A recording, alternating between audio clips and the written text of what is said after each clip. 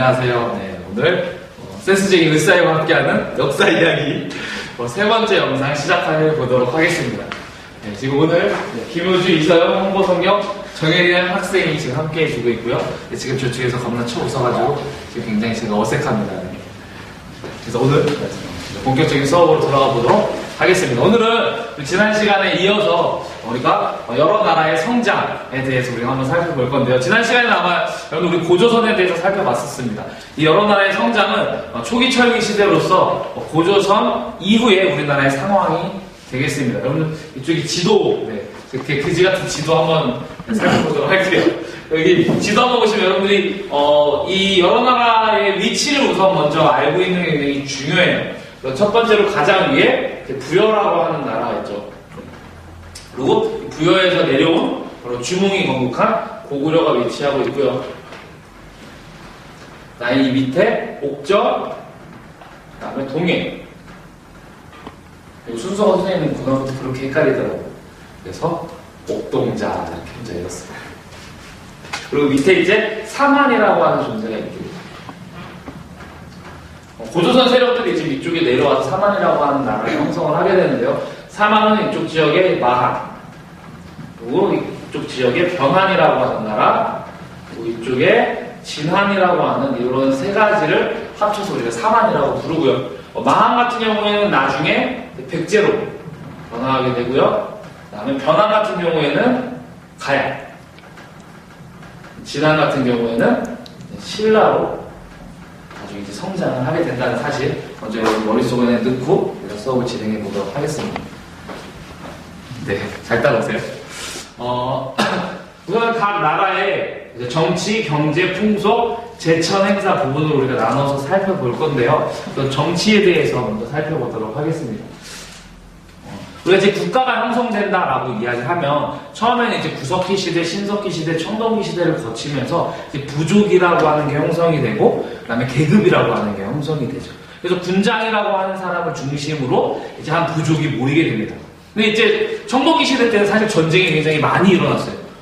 그러다 보니까 더 강력한 지도자가 필요하게 되고, 그다음에 서로 힘을 합쳐야 되는 그러한 상황에 놓이게 되면서 서로 부족들끼리 서로 연합하는, 연맹하는 그러한 모습을 띠게 됩니다. 그래서 대체적으로 그 단계까지 간 나라가 바로 부여와 고구려입니다.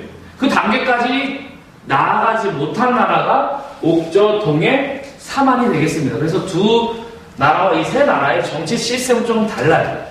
두 개의 시스템이 비슷한데요. 우선 여러분 부여하면 기억해야 될 바로 용어가 사출도라고 하는 거예요. 부여에서 이제 가장 많이 출제되는 영역이 왕을 중심으로 해서 4개의 영역의 부족들이 존재를 하고 있는 겁니다. 그래서 사출도라고 부르죠.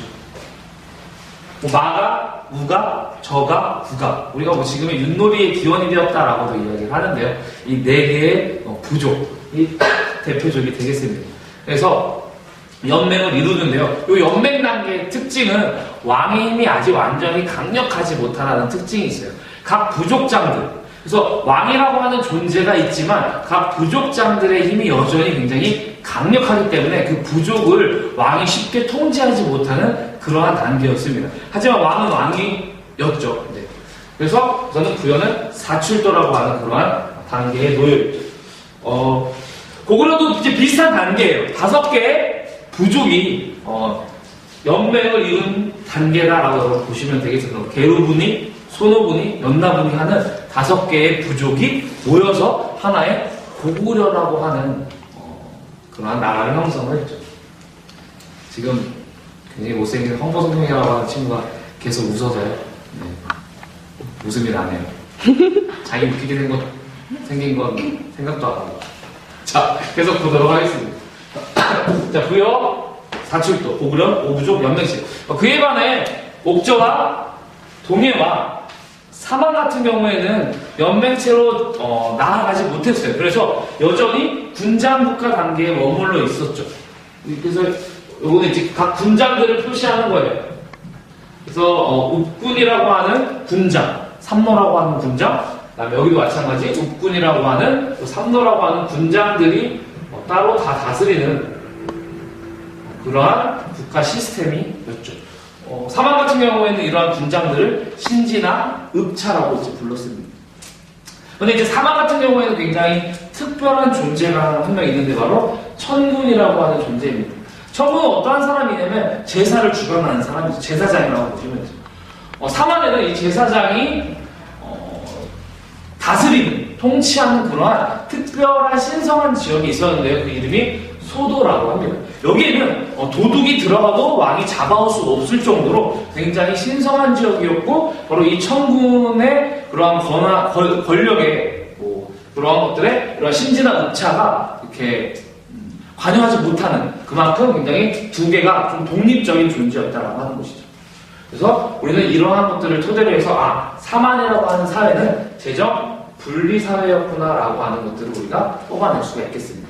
그래서 정치에서 사실 제일 중요한 것, 많이 나오는 것들은 사출도와 부여의 사출도와 그 다음에 사만의 바로 이 천군, 소도, 재정 분리 사회가 되겠습니다. 잘 기억해 주시기 바라겠어요. 오늘 칠판을 다 이용하다 보니까 좀 왔다 갔다 하면 힘들 거예요. 그렇죠? 두 번째로 이제 경제 부분에 대해서 살펴보도록 할게요. 선생님 이제 중요한 것만 좀 자세하게 설명하라고 간단한 건 빨리빨리 넘어갈 거예요. 부여 같은 경우는 농경과 목축을 굉장히 중시했고요.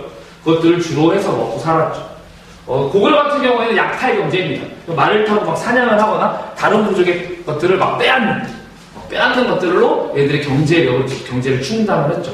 특별히 이제 고구려에게 괴롭힘을 당했던 나라가 바로 옥저와 동해가 되겠습니다. 얘네들이 이제 항상 이렇게 빵셔틀처럼 뭔가 맨날 항상 갖다 바쳤죠. 그러다 보니까 옥저와 동해는 고구려에 눌려서 많이 발전하지 못하는 그런 상황을 보이게 되죠. 옥저와 동해는 여러분 지도에서 아까 보셨다시피 해안가에 많이 살았어요. 해안가에 위치해 있었기 때문에 해산물이 굉장히 풍부했죠. 해가 먹고 싶네요, 그죠?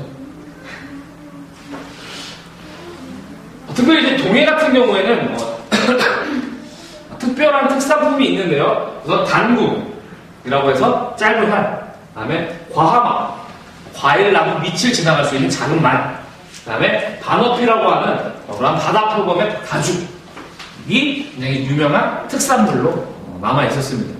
그래서 이런 것들로 경제적 생활을 했었죠. 사만 같은 경우에는 여러분 우리 남부지방에 있다 보니까 우리나라 지금도 곡창지대잖아요. 여기에서는 벼농사가 굉장히 유명했죠. 벼농사라고 하는 건 사실 혼자서 농사를 지을 수는 없는 거거든요. 그래서 서로 일을 도와주는 두레라고 하는 풍습이 발달하게 됩니다. 그래서 A라고 하는 집에서 함께 농사를 지었다가 다음번에는 B라고 하는 집에 가서 같이 C를 뿌리고 다음번에는 C, 그다음에 다음번에 D 이렇게 돌아가면서 함께 농사를 짓는 그런 것들 우리가 두레라고 하죠. 그리고 특별히 이 사만 중에서도 변한 지역에서는 철이 굉장히 유명했죠. 그래서 이 변한 지역에서 나온 철들을 이제 일본이나 여러 지역에 수출을 하는 그런 모습들도 갖추게 되고, 사실 그래서 이 변한 지역이 성장을 해서 나타난 가야도 나중에 추후에 배우겠지만 철이 굉장히 유명합니다. 그 사실도 여러분들 머릿속 안에 넣어주시면 좋겠습니다. 벼농사와 철이 유명하구나라는 사실도 기억을 해주세요. 여기 잠깐만 온 김에 한번 보시면 각 나라들은 하늘의 제사를 지냈거든요.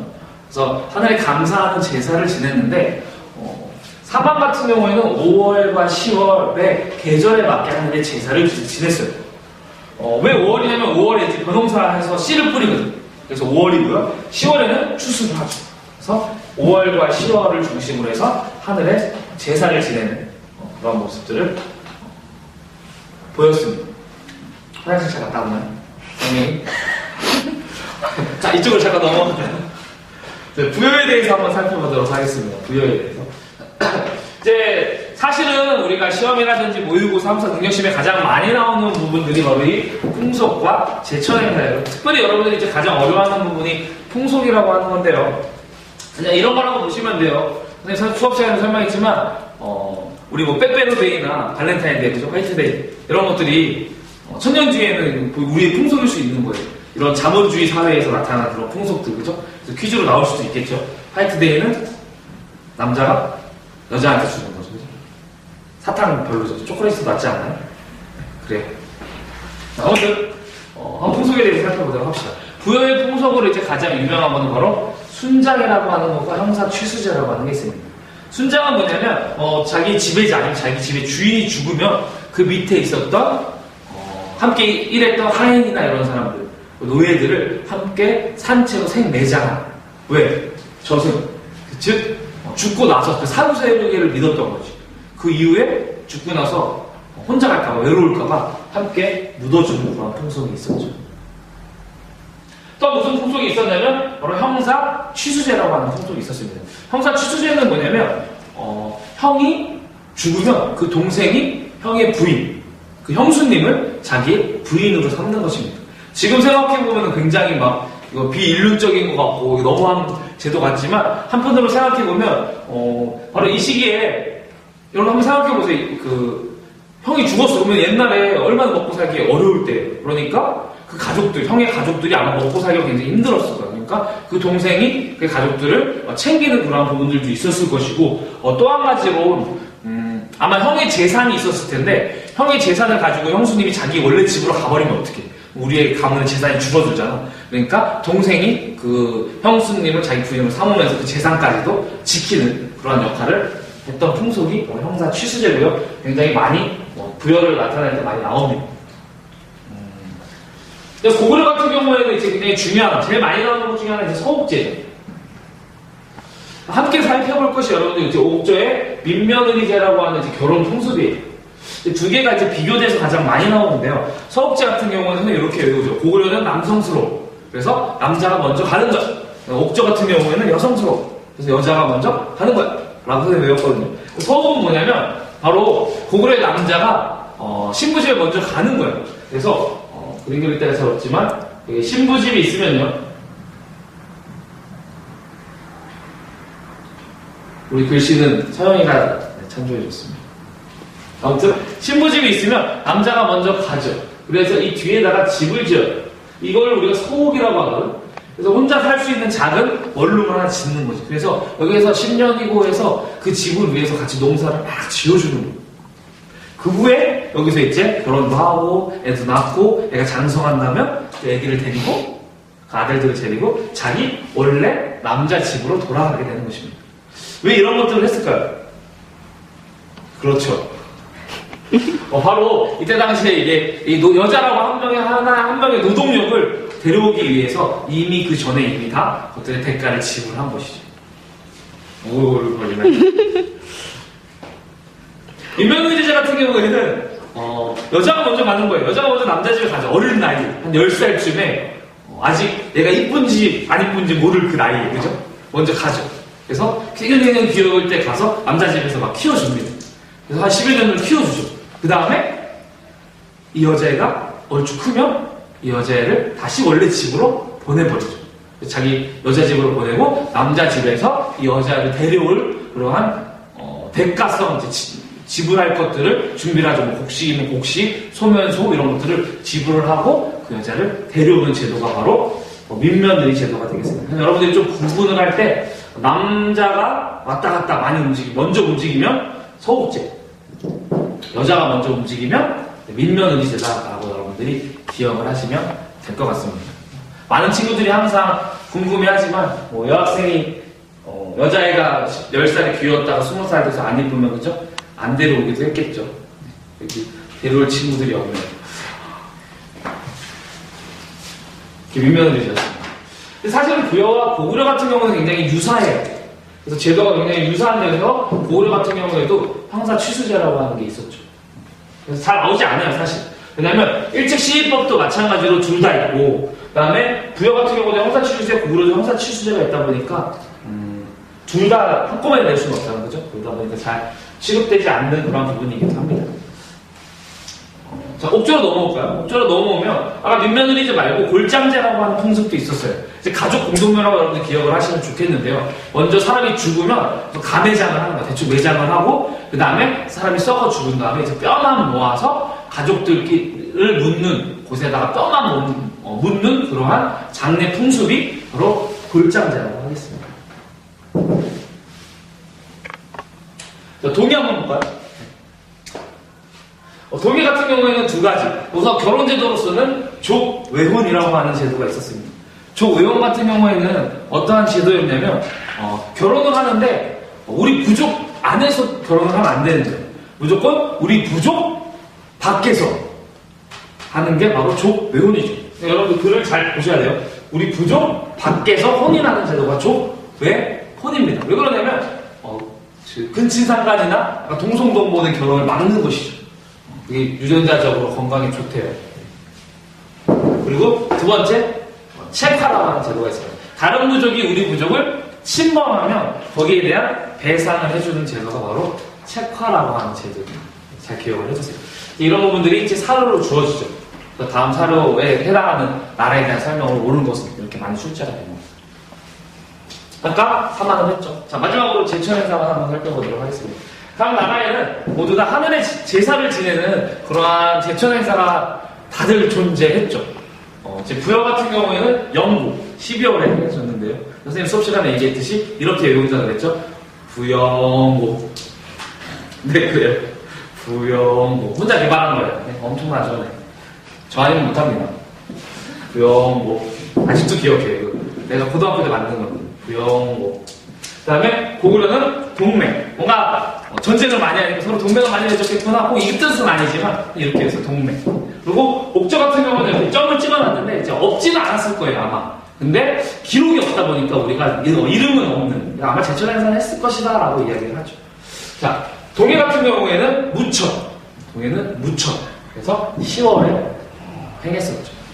그래서 이것도 지금 빨간색으로 체크하는 영고, 동맹, 무천, 5월에서 10월에 계절제는 많이 출제가 되니까 여러분들 잘 기억을 해두시면 좋겠고, 특별히 이 나라들을 잘 기억하시고 특별히 나라들의 특징 잘 구분을 하시면 되겠습니다. 다음 시간에는 우리가 이제 드디어 삼국에 대해서 한번 나가볼 건데요. 고구려, 백제, 신라, 가야 이런 것들에 대해서 나가보도록 하겠습니다. 여러분들 오늘 제가 새로운 사람들과 영상을 찍다 보니까 굉장히 어색했는데요. 얘들을 쓰면 안 될 것 같아요. 아무튼 여러분들 열심히 수업을 들었으면 좋겠습니다. 네, 감사합니다.